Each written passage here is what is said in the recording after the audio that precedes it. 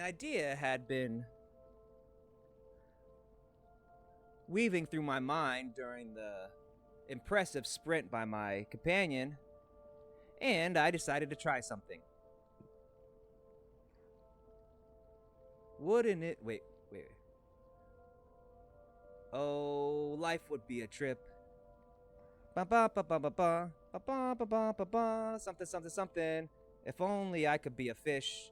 And I sung this Jimmy Durante song over and over again until I got to the bird line. And as I sung, fuck, I should have had these lyrics ready. And as I sung, birds of a feather flocked together. My body began to shape Float. and twist and turn and glow, and slowly it began to shrink and shrink and shrink and shrink until eventually, when I blinked my eyes open and tried to speak, the only thing that came out was a caw caw.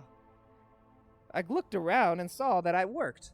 I was in the form of a tiny pink and yellow parakeet. Well, w- what? Oh, you can fly. I still need to walk. How does this help me? Sam just quacked and quacked my way. Ah, and you can't even talk, can you? What a prick. Looking at him, I allowed him to fly into the distance. And I did what I could only do, was follow. He flew as the parakeet flew.